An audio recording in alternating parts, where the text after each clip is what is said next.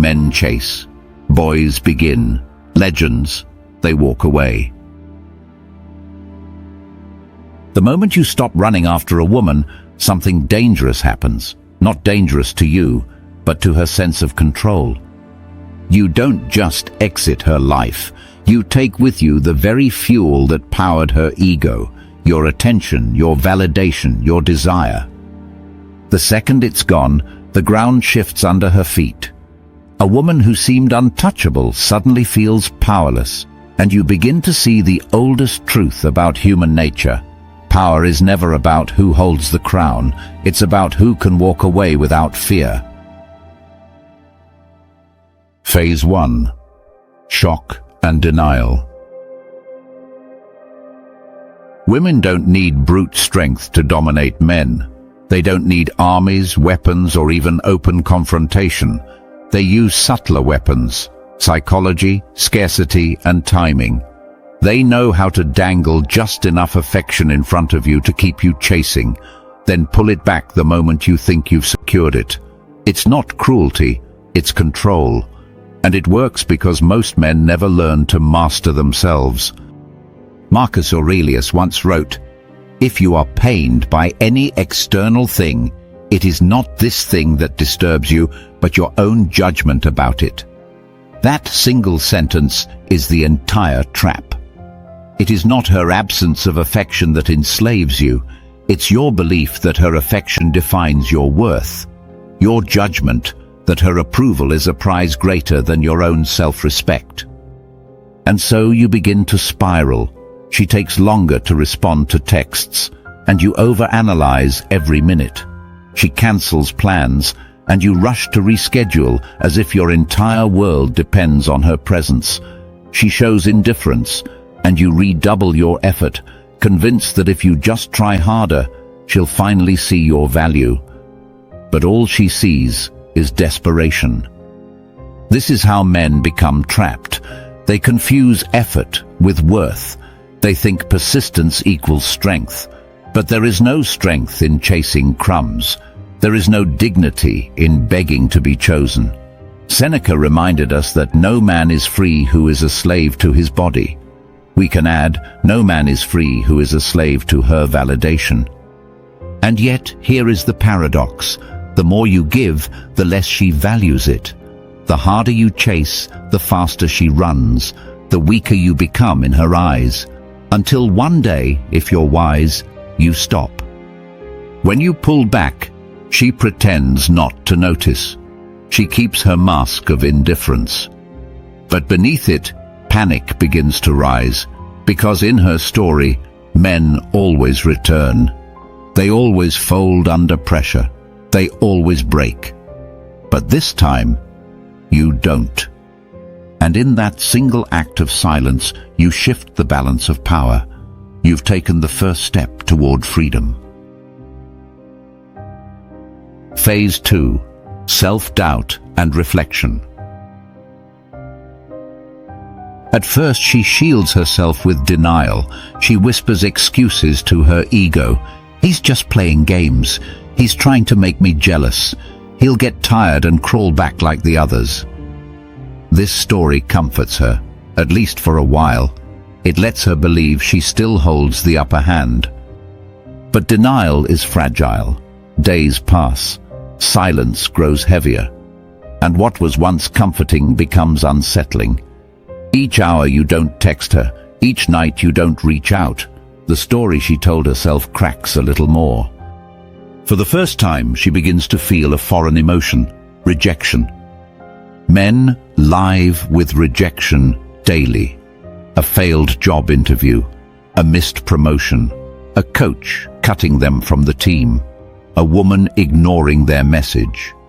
Rejection, for men, is a teacher. It is baked into life. But women, especially those accustomed to attention, rarely taste this bitter medicine. For most of her life, she has been surrounded by men eager to validate her. Compliments, likes, invitations, messages. Attention was her air. And now, suddenly, you have denied it to her. So she looks in the mirror longer than before. She scrolls your profile with annoying curiosity. She studies the women who like your photos, imagining rivals in every face. And jealousy begins to creep in, not because she loves you, but because she fears being replaced. Seneca wrote, "We are more often frightened than hurt, and we suffer more in imagination than in reality." That is her torment now. Her imagination does more damage than any action you've taken. She pictures you with someone else. She imagines you moving on, laughing, living, forgetting her. Each image cuts deeper than the last because she cannot confirm or deny it. The silence is a mirror, and in it she sees her fears reflected back. And here is the irony. The same woman who once kept you chasing now chases shadows of her own making. The same woman who rationed affection to control you now thirsts for signs of your attention. The script has flipped entirely. But this is not just her crisis, it is your revelation. You see clearly that her power was never absolute. It existed only as long as you allowed it. The moment you stopped playing, the illusion collapsed. Self-doubt is her punishment, reflection is her mirror, and the silence you hold is the teacher she never expected to face. Phase 3. Rationalization and rebound. When the panic grows too heavy to bear, her mind does what every human mind does under pressure. It invents a story. Rationalization is the armor of the ego. It doesn't protect against truth, but it dulls the sting. So she begins to rewrite history. He was weak. He was needy. I was never that interested anyway. She tells her friends you were obsessed, that you smothered her. She paints you as the one who couldn't keep up, because it is easier to tell herself that story than to admit the opposite, that you were the first man who refused to kneel. This is not about truth. It is about survival. The Stoics remind us, people are not disturbed by things, but by the views they take of them. She cannot bear the view that she lost control, so she crafts another. She spins lies not to deceive the world, but to deceive herself. And then comes the rebound. She latches onto the first man who will worship her without hesitation. He thinks he has won some prize, but she knows deep down he is a placeholder. He is not there because of love, but because of need. She needs to see a man chasing her again. She needs someone who will erase the void your absence created. But here lies the brutal truth. Women never respect men they can control.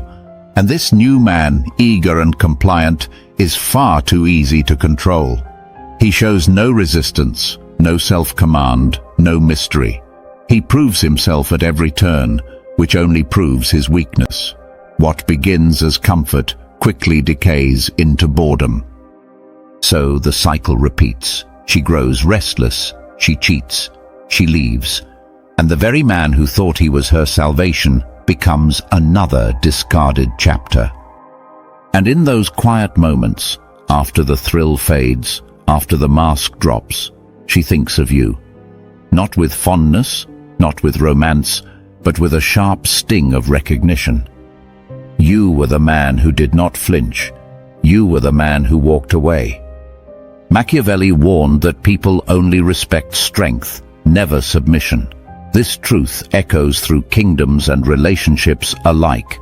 She did not respect the man who bent too easily, and she cannot forget the one who refused.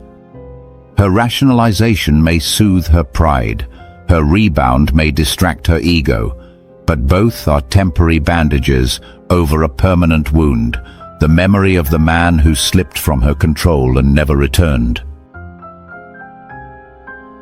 The philosophy of walking away. This isn't about bitterness. It isn't about hating women or trying to score victories in some endless war of the sexes.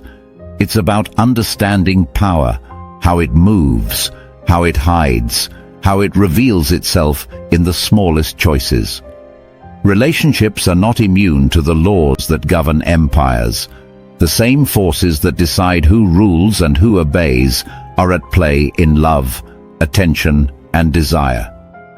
Epictetus told us, "Freedom is the only worthy goal in life. It is won by disregarding things that lie beyond our control." Think about that. When you walk away, you are not punishing her. You are not even teaching her a lesson. You are freeing yourself from the illusion that her approval is the axis on which your life spins. You are removing your chains. Her reaction, panic, doubt, jealousy, is not your goal. It is simply evidence of a larger truth. Whoever depends the least holds the most. This is not cynicism. It is the reality of all power dynamics. The one who can walk away without fear is always stronger than the one who cannot. Machiavelli, ever blunt, wrote that fear is more reliable than love. Why? Because love is fickle, dependent on feelings, moods, circumstances. Fear, in his mind, was stable because it could be controlled. But I would argue there is something stronger still: self-respect. Unlike fear, unlike love, it cannot be taken from you by another. It can only be surrendered. That is why the walk away matters. It is not an act of cruelty but of sovereignty. The moment you refuse to play her game, you step off her board. You stop being a pawn in her drama and become the master of your own. You take back what was always yours: choice. And here is where philosophy sharpens the picture. Walking away is not merely about her. It is about everything. It is about leaving the job that drains you, refusing the friendship that disrespects you, abandoning the habits that enslave you. It is the discipline of subtraction, the courage of saying no. The Stoics called this ataraxia, a state of unshakable peace. It doesn't come from getting everything you want.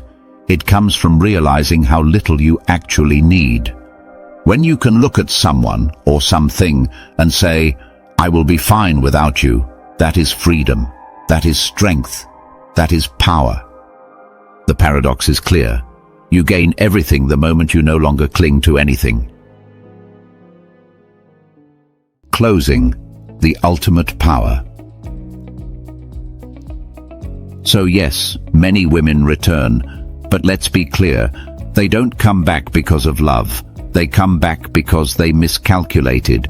They thought they could trade strength for weakness and win. They thought they could walk off solid ground into a desert and still find water. Only when the mirage fades do they realize what they lost. But by then, it's too late. You've already moved forward. You've already grown. You're not unreachable because you're hiding, playing games, or seeking revenge. You're unreachable because you've outgrown the old dynamic entirely. You've stepped into a different life, one where your peace doesn't depend on anyone else's choices. That is the ultimate power. Not her attention, not her jealousy, not even her regret, but your independence. Most men spend their lives in reverse, constantly trying to prove, defend, explain. They waste their breath justifying their worth to people who never valued it in the first place. They spend their days chasing what has already walked away, and in doing so, they lose the only thing they ever had to protect: themselves. The truth is simpler. You don't need to defend yourself. The moment you start defending, you've already accepted her judgment as the standard. You don't need to prove your worth. Worth is not awarded. It is lived daily in discipline, in integrity, in how you carry yourself when no one is watching. You don't need to chase what walks away. To chase is to admit dependency, and dependency is the death of freedom. You are the prize, not because you said it, not because you forced her to believe it, but because you live it. Freedom, as Epictetus taught, belongs to the one who controls himself, not the one who controls others. And once you truly grasp this, you become untouchable. You stop bleeding energy into games you can't win. You stop tying your identity to the whims of another. You stop negotiating with people who don't see your value. The paradox is clear.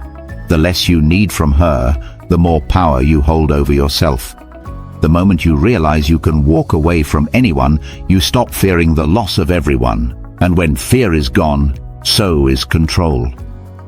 If you've stayed until the end, comment below, "I walk away."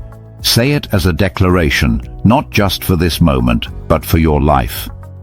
And if you want this message to reach more men trapped in the same cycle, hit subscribe. Because freedom spreads one man at a time.